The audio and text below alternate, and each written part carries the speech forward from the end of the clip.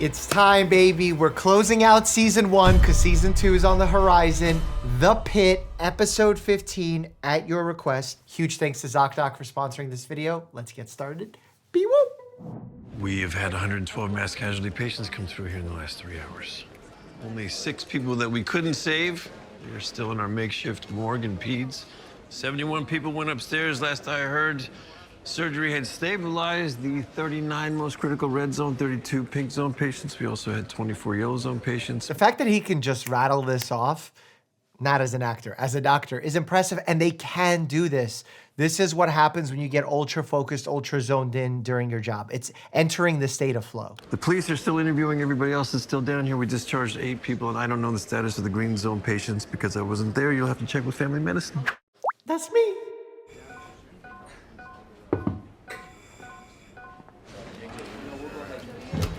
You ready to give this measles kid to Dr. Shen and go home?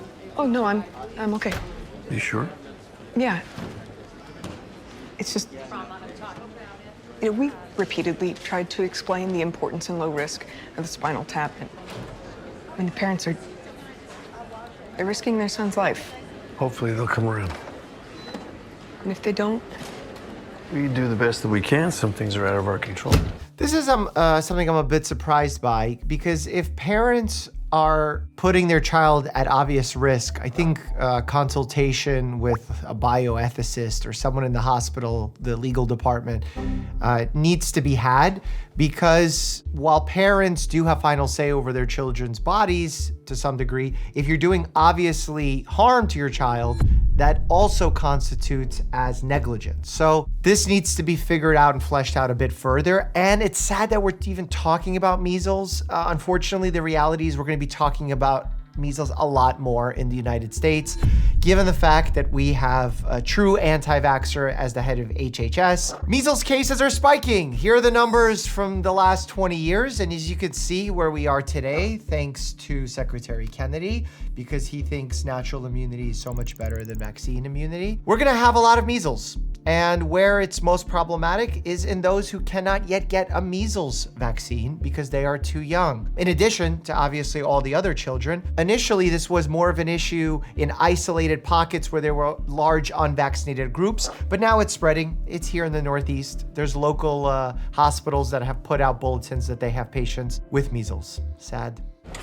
Dr. Shen, how are we progressing in here? No improvement in the patient or his family. Where is your wife and daughter, Mr. Edwards? My wife took Georgia to the bathroom. Okay.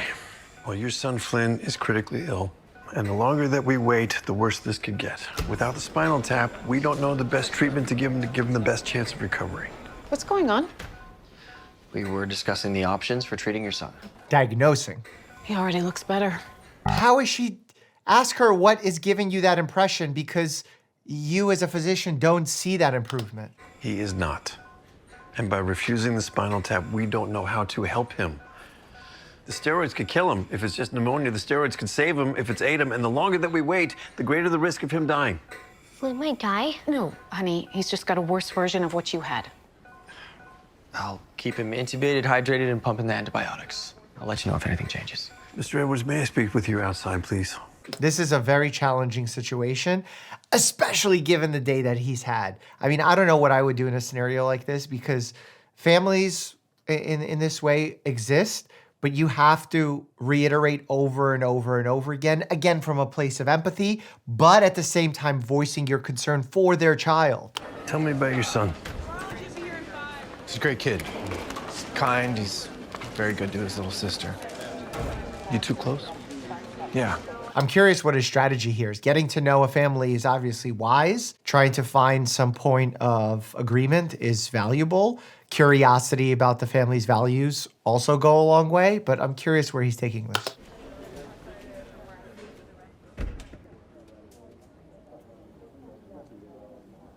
What the hell is this? These are the people from the Pitt Fest shooting that we couldn't save today. We couldn't save them, but we can still save your son. You're in it. Yeah, this is a bit dramatic. If these were children that died of measles, maybe you could make an impact, but it's just so unrelated. It feels not genuine and inflammatory. coat tan? Illness or injury in a public area of the hospital, usually a fainting or a fall. Yeah, every hospital has different colors for their codes. It's usually written on the back of their badges in order for new employees, or if you've forgotten, to check what each code means. We did have a similar code like that was specifically different than rapid response, because a rapid response was for a patient that was admitted versus a visitor, a loved one, someone that's already going home is a different type of page. Repeat labs back on our Blue Man Max, running through agents that cause methemoglobinemia, mainly drugs and toxins. What drugs cause methemoglobinemia? Oh, how about methylene blue, due to the fact that a lot of people are excited about it? Live fact check. Oh, methylene blue is the antidote for methemoglobinemia. I believe spraying throat numbing spray, overusing it, which we actually have a video talking about the dangers of that, I believe also causes that. There are drugs like topical anesthetics from the dentist. Oh, let's go! Look at that memory functioning. Also ask about industrial toxins, aniline dyes, benzene. There's also food additives, nitrates, nitrites. Some of those are available online as kits. I think he may have tried to hurt himself. Here it's important to ask the question, and med students, residents sometimes are nervous to ask the question for the fear of implanting the thought in one's mind, but actually asking the question outright yields the best outcomes. I mean, if this was a failed attempt, it makes sense that he's too frightened or embarrassed to admit to what he did and too afraid to go home because of what he might still do. Here's a great way to simplify this scenario and what I would tell my resident. Did you ask the patient if they had any SI or HI? No? Well, go ask him and let's find out what he says. Maybe then you'll get your answer. Okay, I'll call psych, but find someone to take over for you. Your shift ended a couple of hours ago. I'd like to try and get a little more out of him, see if I can get him to confess to something. So then maybe you can call the consult for psychiatry and the crisis team and ask what questions you should ask. It's never bad to call a consult and then at the same time ask for advice on what you can do in the meantime. Pelvic crush injury. Don't even think about it. Thought we were close to trauma. This is the coat tan. He got pinned behind a truck backing up with replacement supplies. Oh, pelvic fracture is not only very painful, but very dangerous. Lots of vital structures there, including large arteries that can cause a lot of bleeding. You know, we've talked about femur fractures leading to fatty embolus, which can spread quite quickly and into the circulation, leading to death. Okay, I got the E-Fast. Grab a binder. Obvious pelvic fracture. I'm in a lot of pain. You taking any medications? Any drug allergies? They're basically doing a scan to figure out whether or not there's bleeding internally, so they can check different sections of the abdomen and see if blood starts pooling. Whole blood massive transfusion protocol. We got whole blood coming in from Erin Youngstown. I'm not sure it's here yet. Let's go 1-to-1-to-1, red cells, platelets, and plasma. We've got that. Let's place an IJ after the intubation, please. On it. They're trying to make sure that he doesn't have tremendous amount of blood loss, and if he does, they're working to replace it. Most importantly, they're trying to get good access, so putting in a line up here will give them better access, faster ability to replete any blood losses he might have. Central line is in. Let's hook up the rapid infuser over to the IJ, and then we can shoot the film. Clear for X-ray. That's a portable X-ray. At times of trauma like this, it's very valuable to figure out a diagnostic approach. Image quality is not always as good as obviously a true X-ray where you can get multiple views. Oh, that ain't good. Does he have crushed pelvis, as imagined? Widened symphysis pubis anteriorly. Disrupted sacroiliac posteriorly. Guy's bleeding like a stuck pig. I got Dr. Walsh on speakerphone from the OR.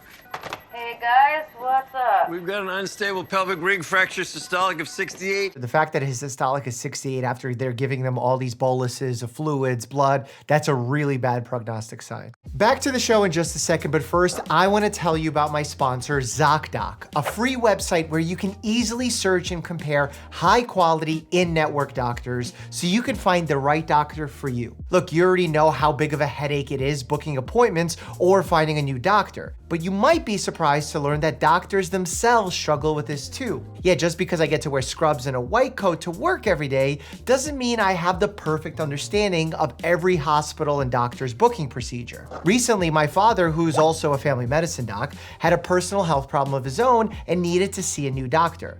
We ran into the same problems you do.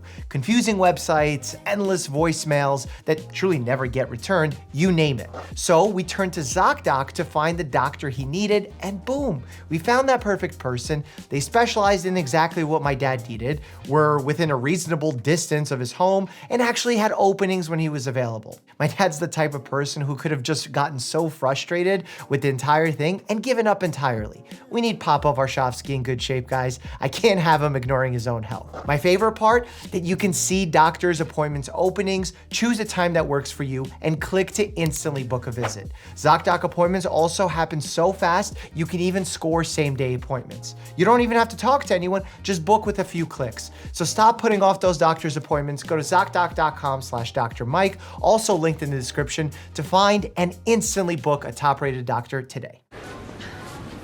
Yes. How's he doing? Same. So he's not getting any worse? Not at the moment. Our family physician is making arrangements to move him to West Penn. What's gonna happen in West Penn? That would be my question. What is West Penn hoping to do? Or ask to speak to the physician. This is a valuable time to be inquisitive. Will you excuse me for a second? After 3 rounds, pack cells, FFP, and platelets. That was a good scene showing how the hospital really has different things going on at the same time, where in one place it seems really quiet and calm, and you just open one door and you're just in a whole different reality. Thanks for letting me come back. I didn't let you come back. I knew he was gonna say it. It was the layup. I was never high. I was just treating my own withdrawal symptoms. Well, you should have done that under the care and supervision of a physician. With that on my record, I could have my hospital privileges denied whenever I apply for a job. No, that's not true anymore. That's not true anymore. You could have come to me. Instead, you could be arrested on felony charges for stealing controlled substances from the hospital. Robbie, I could lose my medical license. Why didn't you think of that yourself? Come on, man. You never heard of second chances. Here's your second chance. 30-day inpatient treatment program, followed by random urine tests, 50 to 60 a year, followed by mandatory NA meetings 3 to 4 times a week for the first 3 years. 3 years? Of a 5-year program. You need help. What about you, man? What about you? I'm not the only one who's a little f***ed up here, Robbie. Why don't you look in the mirror? What's that supposed to mean? I never had a complete meltdown. No, you just cause them in other people. You're blaming me for what happened to you. What happened to me? What happened to me? Yeah. Oh, you are so full of shit. You let me down. You let everybody down, especially yourself. Someone saw you in peds. Oh my God, he had an emotional moment. That's not the same as this is gaslighting at its finest. Systolic's down to 64 to 38. He's tagged at 132. Pelvic fracture? Yeah, rechecking for delayed intra-abdominal bleed. I thought you said he was stable. He was after 3 units. And he continued to improve. Pressure got up to 118 systolic after the full MTP. Systolic of 118? It was 90 after 3 units. He gave him too much blood and raised his pressure so high that it blew apart the developing clots that was stopping him from bleeding out. First round of MTP is 6 units red cells, 6 FFP, 6 platelets. That's major trauma protocol. Treat the patient, not the protocol. Treat the patient, not the lab. But in this scenario, tough to make that argument. I'm sorry if I gave him too much blood. Dr. Ellis, now that Dr. Shen is here, we have plenty of hands on deck. Why don't you go check on your other patients? Hey, what about Reboa? The balloon cuts off blood to the lower half of the body. With bilateral crush injuries, we don't know if we have an intact artery to thread it in. You could always crack the chest, cross-clamp the aorta, and stabilize. These are very aggressive, very unique measures. I got a better idea. Yeah? Pre-peritoneal packing. Simple midline incision below the umbilicus, packed like hell around and behind the bladder. That pressure should stop the bleeding until we get him upstairs. Again, the purpose of doing all these procedures and discussing these procedures is to clamp off bleeding in order to stop the bleeding, in order to allow the surgeons to get in there and figure out what tissue can be saved. And there's obviously different approaches depending on where the injuries lie. Given the fact that they don't know where the injuries lie, makes the situation that much more tricky, and therefore they're doing this experimental combat level approach that obviously I'm not super familiar with, but they've done them at least several times, so they do have some experience. Dr. King, we want you to do the spinal tap before Flynn gets any worse. Great. I will meet you in there. What changed? What happened? I had a good friend who went through some really ugly stuff. Look, having these types of emotional conversations and creating a bond could be valuable, and it's probably good for the show, so I'm not gonna hate on it too much. But in the huge majority of times, it doesn't need to be this dramatic. It could be as simple as connecting, putting your arm on someone's shoulder, telling them that you're there for their best interest and you're really trying to figure out what's going on. And you ask them some direct questions. And usually you get the answers. And if you don't, you at least get some hints towards those answers. Curious where this will go. And things got so bad that my friend... There isn't a day that I don't regret not being able to stop my friend. The reason why I don't like these stories without a full understanding of the picture is I'm not sure that this story is beneficial for the patient or beneficial for the doctor. And if you're doing something that's good for you but not the patient, that's already a wrong issue. And then you don't know if by presenting the story in this obscure way can upset the patient, can lead them to have worse feelings about their issue, can lead them to feel like you're judging them. So being straightforward is always the best approach, because then no one will try and find ulterior motives. And if they do, you can explain them away because you're just being straightforward in order to make the best diagnosis and to help the patient. I just don't want to be here anymore.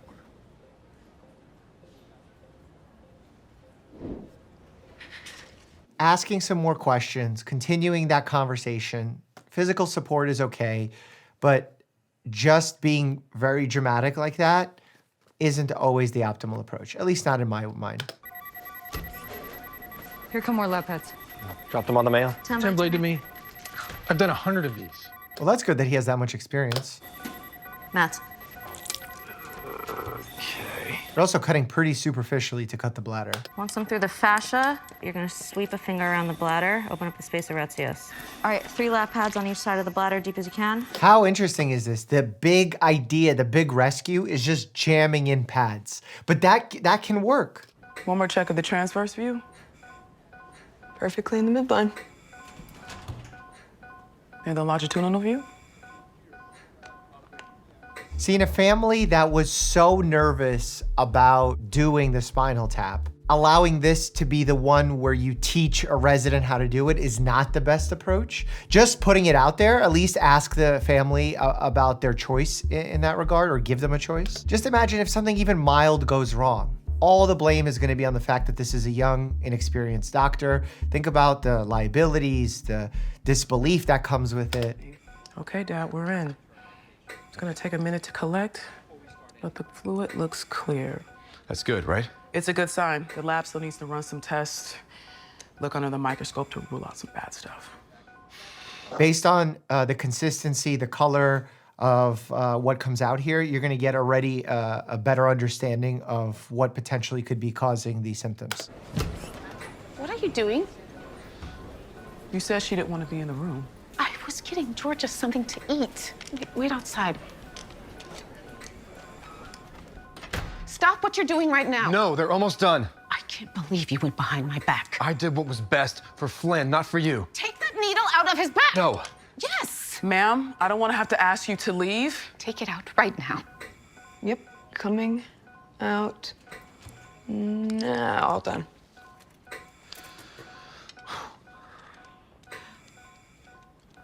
My son is leaving this hospital.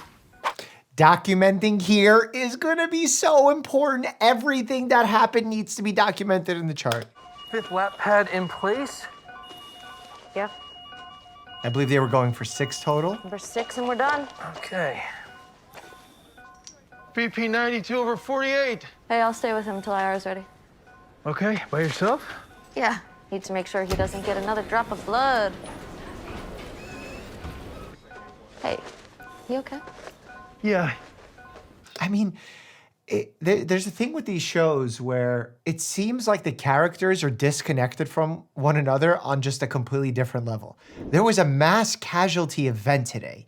If I'm just putting myself in that position, if I see one of my colleagues that I just came on shift and I see one of them's a little bit out of it, I'm not gonna wonder like what's going on with them. I'm gonna completely understand that they just went through a massively traumatic experience.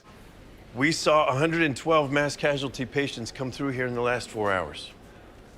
And 106 of them are gonna live.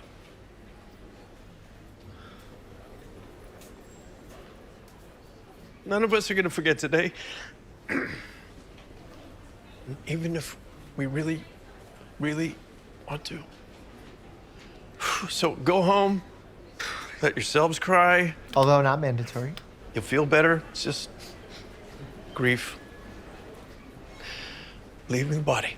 Everyone grieves in their own way, I believe is true. And the human mind has a tremendous ability to bounce back from these types of traumatic events. It's important to know that everyone has not everyone, but a lot of people have different timelines for which they bounce back. There's been some great work done by a psychologist by the name of George Bonanno, who we had on the podcast discuss this at length.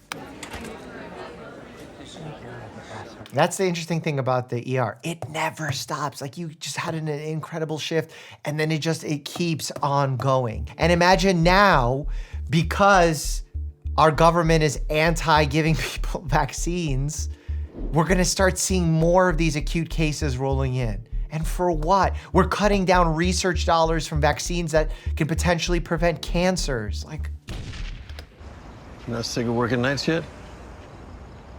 My therapist thinks I find comfort in the darkness. that sounds like a Spider-Man quote. I'll give you his number if you ever feel like talking to him. Does it help? I haven't jumped off the roof, have I?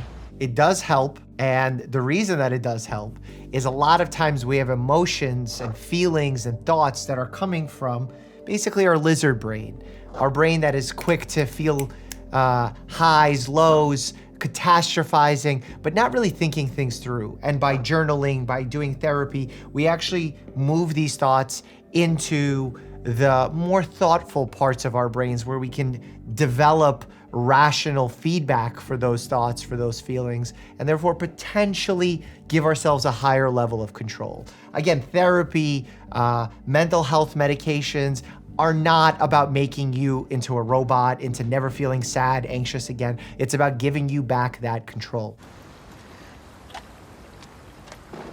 Actually, sorry, I don't drink. I don't know why I took that.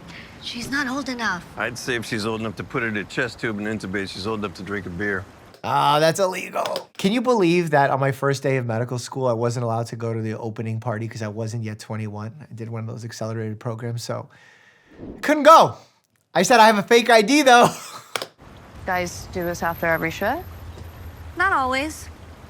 Usually it's a little more lively.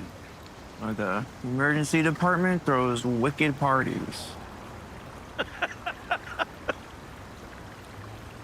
What's so funny? I just realized this is your first shift. I will drink to that. I hope none of them are driving home because that would make for a bad second season start. Okay, that's it for me. Beer for the road? Yeah, why not? Who brings this cooler full of beer to the hospital? Good night. Get some rest. Tomorrow's another day. ER doctors also and ER staff traditionally don't necessarily work every single day. They have a very unique schedule depending on obviously where they work and which departments in which they work, but it's usually not every day. And the reason they don't work every day is because shifts are like this a lot of the time.